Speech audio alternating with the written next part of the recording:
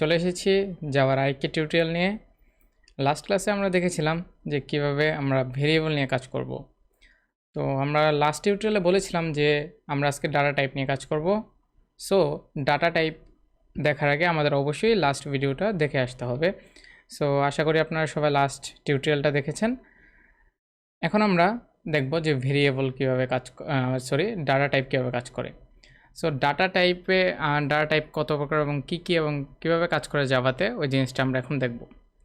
So আমাদের এখানে আমরা যদি দেখি যে আমাদের লাস্ট ক্লাসে দেখিয়েছিলাম যে ইন্টিজার লাইক একটা ভ্যালু দিলাম, ভ্যালু 1, একটা পূর্ণ সংখ্যা রাখলাম। ওকে, সো এখানে আমরা কি করলাম, একটা ইন্টিজার টাইপ যেখানে ভ্যালু একটা ভেরিয়েবল ডিক্লেয়ার করলাম, দেন ইকুয়াল টু 10 দিলাম। এখানে একটা পূর্ণ সংখ্যা রাখছি। ইন্টিজার মানে কি, একটা পূর্ণ সংখ্যা।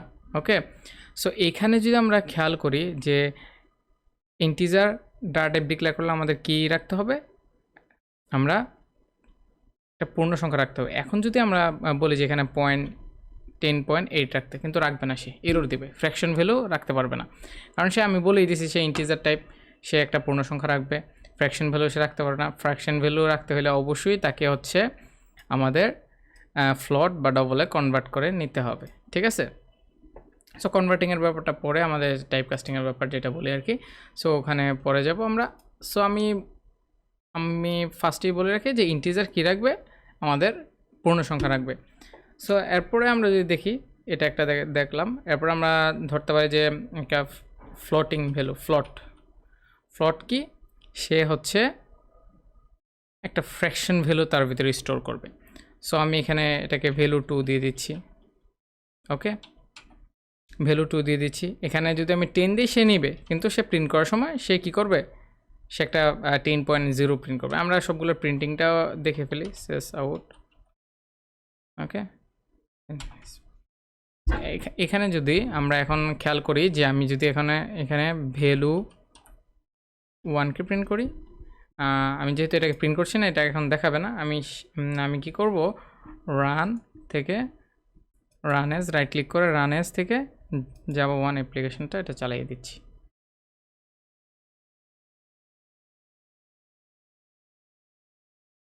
Sorry, just a minute.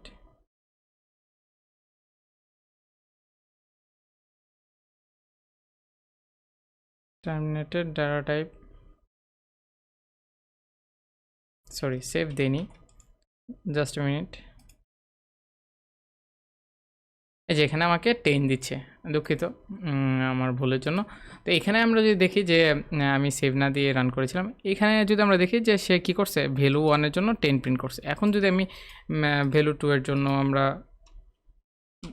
Print করি, এখানে যদি আমাকে একটা ওয়ার্নিং দিয়ে রেখেছে, কারণ হচ্ছে জাভাতে এখানে একটা ফ্র্যাকশন ভ্যালুর ক্ষেত্রে সে কি করে, এখানে একটা অ্যাপ দিই আমরা, ঠিক আছে। অ্যাপ দিলে ওটা দেখায় না। আমরা যদি নেটবিনসে করি তখন অ্যাপ দিলে দেখি আগে আমাদের এখানে কি আসে। ওকে, এখানে যদি আমরা ভ্যালু 2কে প্রিন্ট করি, ভ্যালু 2, ওকে। এখন যদি আমি সেভ দিয়ে রান করাই, রান এজ অ্যাপ্লিকেশন 1, এখানে 10.0 দেখাচ্ছে। ওকে, এখানে কিন্তু অনেক সময় দেখবেন যে এফ না দিলে এরর দেখাচ্ছে। ওকে, সো এফ দিলেও দিতে পারেন, না দিলে কোনো প্রবলেম নেই, কিন্তু অনেক সময় দেখায়, আগের প্রোগ্রামগুলোতে দেখাইতো, ঠিক আছে, যে 10.0 দেখাচ্ছে। ওকে, সো এটা কি করতেছে, তাইলে আমাদের এটাকে দশমিকে রূপান্তর করে দিচ্ছে, মানে একটা ফ্র্যাকশন ভ্যালু সহ নিচ্ছে। এখন আমি যদি এখানে 8.0 রাখি তাও হবে, নো প্রবলেম। বাট এখন যখন ফ্র্যাকশন ভ্যালু দেবে, এখন আমাকে অ্যাপ দিতে হবে, ঠিক আছে। অ্যাপ দিলে এই রোডটা চলে যাবে। আমি যখন ফ্র্যাকশন ভ্যালু দিব তখন অ্যাপ দিতে হবে। আমি ফ্লটের ক্ষেত্রে শুধু এটা দেওয়া লাগে, ডবলের ক্ষেত্রে ডি দিলেও হয়, না দিলেও হয়, যে কোনো ক্ষেত্রে। ওকে, এখন সেভ দিলাম।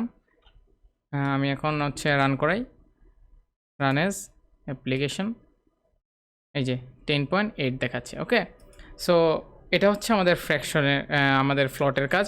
এখন আমি যদি ডবল ডাটা টাইপ দিই, ডবল ডাটা টাইপের ক্ষেত্রে কি হয়, ভ্যালু 3 ধরে এটাকে আমরা যে কোনো নাম দিতে পারি, XYZও দিতে পারতাম, কোনো সমস্যা নেই। আমি যখন 10.8 দিই, ঠিক আছে, এখন কিন্তু এখানে ডি দেওয়া লাগতেছে না, বাট হচ্ছে আমার কিন্তু এটাও একটা ফ্র্যাকশন ভ্যালু প্রিন্টের কাজ করবে। ওকে, সো এখন যদি আমি এখানে ভ্যালু 3 দিয়ে দিই, ভ্যালু 3 দিলাম, ভ্যালু 3 দেওয়ার পরে আমার এখানে কি হচ্ছে, এখন দেখি আমাদের ভ্যালু 3 কি প্রিন্ট করে। Sorry, run as Java applications. Okay, এখানে যদি আমরা দেখি, সরি এখন আমি সেভ দিইনি, আবার সেভ দিয়ে নিই, সেভ এজ জাভা অ্যাপ্লিকেশন, এই যে দেখেন 10.8 দেখাচ্ছে। সুতরাং আমরা ফ্লটও চাইলে ইউজ করতে পারি, ডবলও চাইলে ইউজ করতে পারি, ডবল ইউজ করাটাই আমি বেটার মনে করি। ওকে, সো আমাদের এখানে গেল 3 ধরনের ডাটা টাইপ গেল। এখন আরেকটা ডাটা টাইপ দেখি, সেটা হচ্ছে আমাদের স্ট্রিং, যেটা জাভায় সবচেয়ে বেশি ইউজ হয়। জাভা নিজেও সব কিছু স্ট্রিংয়ে কনভার্ট করে আমাদেরকে দেখায়। সো স্ট্রিং আমরা এখানে দিতে পারি হচ্ছে str, মানে বললাম যে একটা স্ট্রিংয়ের ভেরিয়েবল নেব, এখানে আমি বলতে পারি I love you. Okay, so এটা দিলাম, সেটা প্রিন্ট করবে। ওকে, সো আমি এখন যদি দেই শেষ আউট, ওকে, এখন আমি যদি এখানে বলি যে str-কে প্রিন্ট করো, সে দেখি কি দেয় আমাদেরকে। সেভ দিয়ে নিতে হবে আগে অবশ্যই। রান এজ জাভা অ্যাপ্লিকেশন 1, এখানে দেখেন যে আই লাভ ইউ সে প্রিন্ট করে দিয়েছে। এখন আমাদের আরেকটা ডাটা টাইপ আছে, সেটা হচ্ছে এর আগে আমরা ক্যারেক্টার দেখতে হবে, 4 টাইপ। ওকে, 4 হচ্ছে সে একটা ক্যারেক্টার নেবে। একটা জিনিস এখানে আরেকটা জিনিস বলা ছিল যে স্ট্রিং অবশ্যই ডাবল কোটসের ভিতরে হবে। ওকে, সিঙ্গেল কোটস না ডাবল কোটস। আর ক্যারেক্টার হবে সবসময় সিঙ্গেল কোটস। ক্যারেক্টার মানে কি, সে হচ্ছে একটা লেটার সে তার মধ্যে স্টোর করবে, তো তখন আবার সিঙ্গেল দিতে হবে। ওকে, সিঙ্গেল কোটস। এখন যদি আমি এখানে ডাবল কোটস দিই, দেখেন যে আমাদের এরর দেয় কিনা। আমি যদি এই যে এরর দিচ্ছে, ওকে, এখানে এরর দিচ্ছে। সো আমাকে কী করতে হবে, অবশ্যই আবার যদি আমি স্ট্রিংয়ের মধ্যেও সিঙ্গেল কোটেশন দিই, তখনও এরর দিবে। ওকে, সো এটা মাথায় রাখতে হবে যে আমাদের কোথায় সিঙ্গেল কোটস হবে, কোথায় ডাবল কোটস হবে। ডাবল কোটস হবে স্ট্রিংয়ে, আর সিঙ্গেল কোটস হবে ক্যারেক্টারে। ওকে, সো শেষ আউট।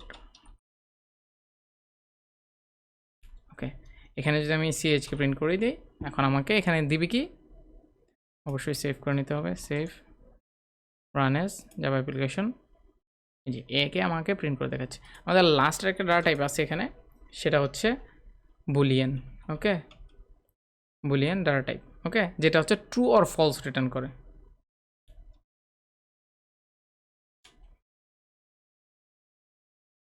ইজ মেল, মানে আমি মেল কিনা এটা জিজ্ঞাসা করছি। এখন যদি হয় তাহলে ট্রু, আমরা ট্রু পাস করে দিতে পারি। ট্রু।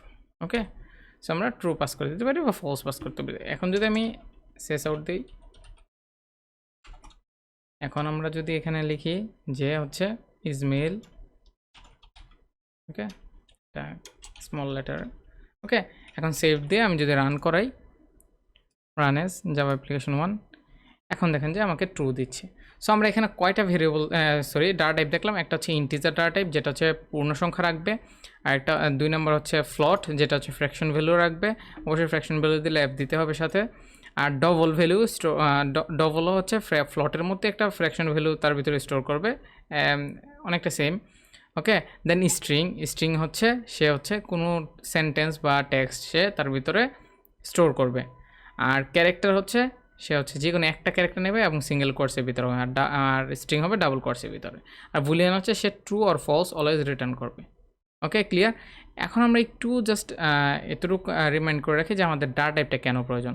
ডাটা টাইপটা প্রয়োজন এই জন্য যে আমি জাভা যেহেতু ডাটা টাইপ ছাড়া হবেই না, বাট আমরা অনেক সময় জাভা স্ক্রিপ্ট থেকে ডাটা টাইপ ছাড়াও কাজ করে, ডাটা টাইপ ছাড়াই মূলত জাভা স্ক্রিপ্ট। সো এখানে যদি আমরা খেয়াল করি যে ইন্টিজার টাইপ নিয়েছি, এখানে কিন্তু আমি ফ্লোটিং টাইপ ভ্যালু রাখতে পারবো না। আবার এখানে ফ্লোটিং টাইপ ভ্যালু নিছি, এখানে চাইলে ইন্টিজার রাখা যাবে, বাট সে ফ্লোটিংয়ে কনভার্ট মানে ফ্লোট ভ্যালু সহ দিবে, মানে 0 একটা সাথে দিয়ে দিবে। এখন কথা হচ্ছে আমাদের কি করতে হবে, অবশ্যই মনে রাখতে হবে যে আমাদের ইন্টিজার সবসময় পূর্ণ সংখ্যা দিবে, ফ্লট অলওয়েজ ফ্র্যাকশন ভ্যালু নেবে।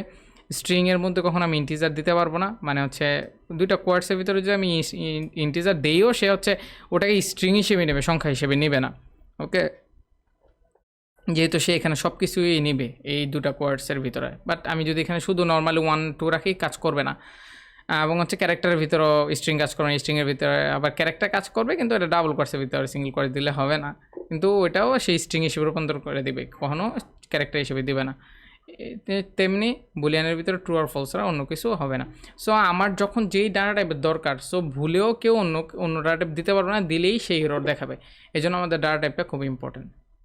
আশা করি সবাই আজকের ভিডিওটা বুঝতে পেরেছেন। কোনো কোয়েরি থাকলে কমেন্ট বক্সে অবশ্যই বলবেন যে আমি এটা বুঝতে পারিনি। ইনশাল্লাহ নেক্সট টাইম আমি ওইটা নিয়ে আবার ভিডিও তৈরি করব। আশা করি ততক্ষণ পর্যন্ত ভালো থাকবেন। ইনশাল্লাহ নেক্সটে আমরা জাভা বিষয়ে আরও অনেক কিছু শিখব। ধন্যবাদ সবাইকে। আসসালামু আলাইকুম।